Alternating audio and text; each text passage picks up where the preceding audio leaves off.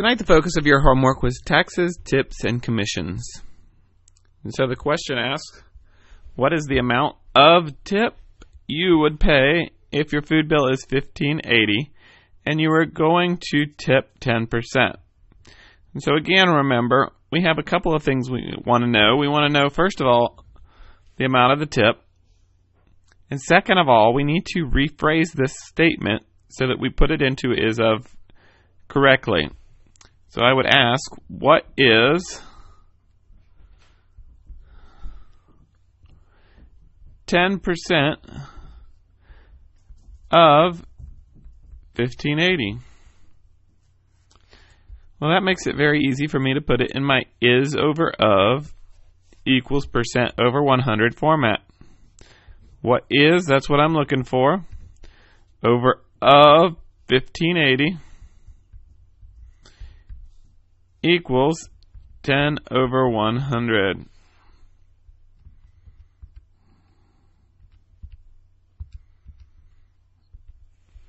So 1580 times 10 equals 158.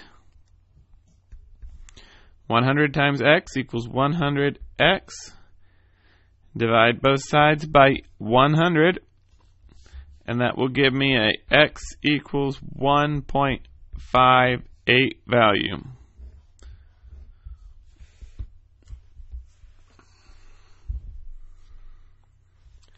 Had I been asking for how much would your bill cost with a tip, then I would have needed to take the $1.58 and add it to the $15.80 to determine what my total bill would be.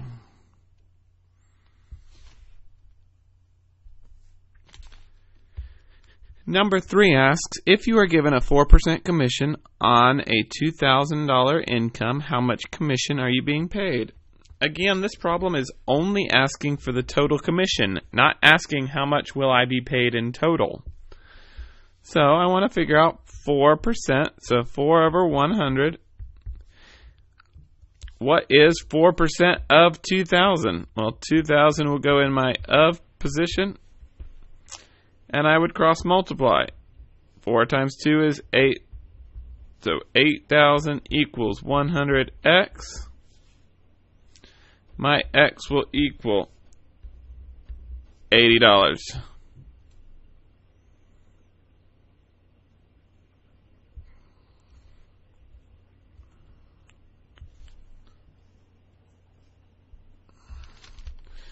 Let's go to one that's a little bit more of a compound.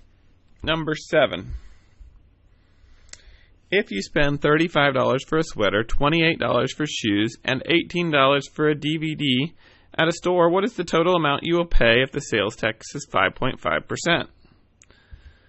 So the first thing I need to do is add $35, $28, and $18 to determine how much I spent at the store before tax. So $81 was the total amount I spent. Next, I need to determine what the tax was. So 5.5% of 81. I went ahead and put my 81 in my of position. Then 5.5 over 100. Set it equal to each other and solve the proportion. So 5.5 times 81, well, that equals 445.50 is equal to 100x.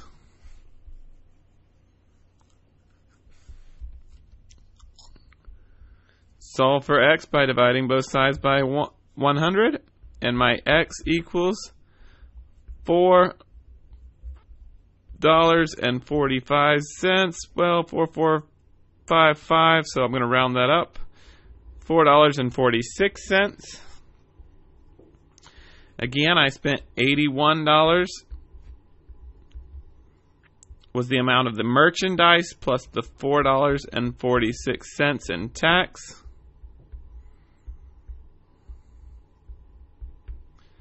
So my total that I spent at the store was $85.46. Some of these problems will require that you take multiple pieces of information and put them together in order to get totals. Or in the instance of like a discount, you might have to take 10% off of an item and then find out what the tax is to find your total price for an order. That does happen, and you might see it on your worksheet or in upcoming quizzes and tests. On the back side of your worksheet, it asks you to find the perimeter and area of the following shape. And so we're first going to start with area. Oh, well, no, I need to start with perimeter. I'm not sure why I labeled these backwards. I really should start with perimeter because I need to know these other pieces here in order to find the area. So, when I have a basic shape and I'm trying to find the length of this missing piece here, we know that the length of a hole minus part of that hole would give me the other part of that opposite hole. And it's kind of like if I drew this line right here in red, whatever this 2x minus 6 plus this missing piece has got to equal the length of this upper line.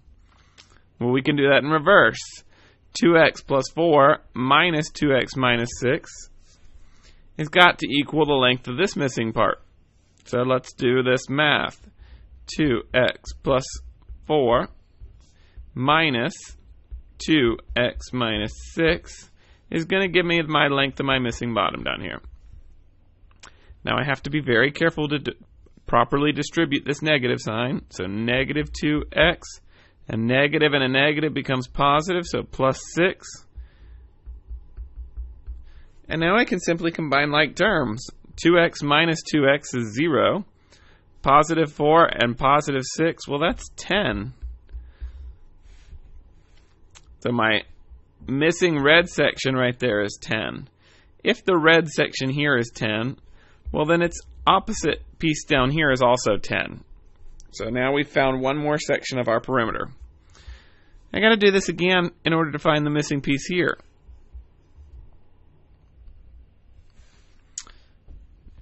So, if the entire length of this side is 2x plus 6, and I subtract 4, that would give me my missing piece.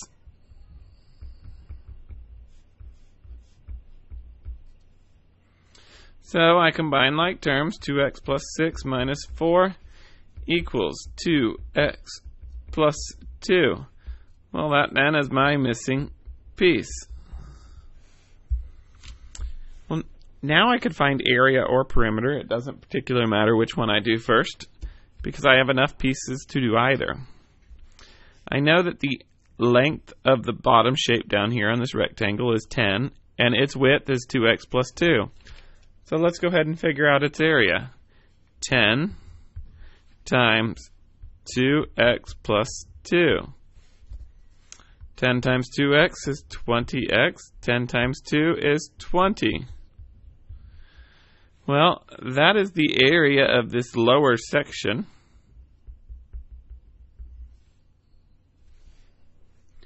Now I'm going to find the area of this entire top section here. It's got a side length of 4 and a top length of 2x plus 4. So 4 times 2x plus 4. 4 times 2 is 8x. 4 times 4 is 16. So this top section up here is 8x plus 16. Now in order to find the total area, I combine those two. 20x plus 20 plus 8x plus 16. 20x plus 8x is 28x. 20 plus 16, well, that's 36. So my total area is 28x plus 36. Now let's find the perimeter. The perimeter is simply all of these pieces of the exterior side added together. So I would end up with 2x plus 4 plus 4 plus 2x minus 6 plus 2x plus 2 plus 10 plus 2x plus 6. I have 1, 2, 3, 4, 5, 6 sides. I have 1, 2, 3, 4, 5, 6 sides. That tells me I have all the pieces. Now, since I have plus signs outside of all of my parentheses, there's not really any distribution that needs to take place, so I can remove all of those parentheses. 2x plus 4 plus 4 plus 2x minus 6 plus 2x plus 2 plus 10 plus 2x plus 6. And combine like terms. So 2x plus 2x is 4x, plus 2x is 6x, plus 2x is 8x. 4 plus 4 is 8, minus 6 is 2, plus 2 is 4, plus 10 is 14, plus 6 is 20. So 8x plus 20 would be my perimeter of this shape.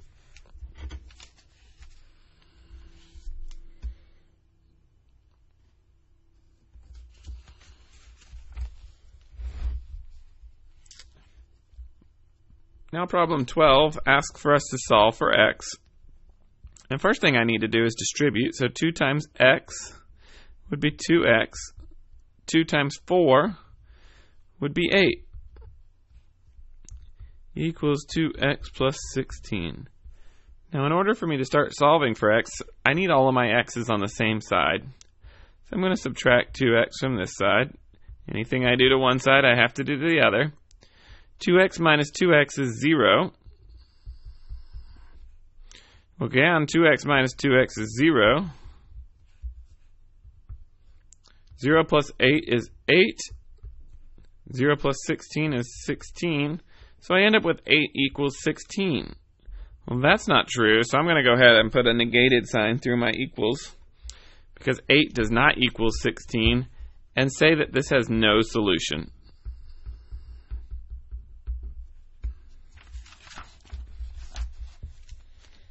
And lastly, again, a lot of distribution here on this problem. 3 times x, 3x. 3 times negative 4, minus 12. Negative 2 times x would be negative 2x. Negative 2 times positive 1 would be minus 2. Negative 1 is invisible right there, so negative 1 times x would be negative x, or negative 1x would be fine. Negative 1 times negative 1, well, that would be positive 1. So I have 3x minus 2x is 1x. Minus x would be 0. So again, all my x's have canceled out. Then I also have negative 12 minus 2 is negative 14. Plus 1 would be negative 13. So my simplified solution would be negative 13.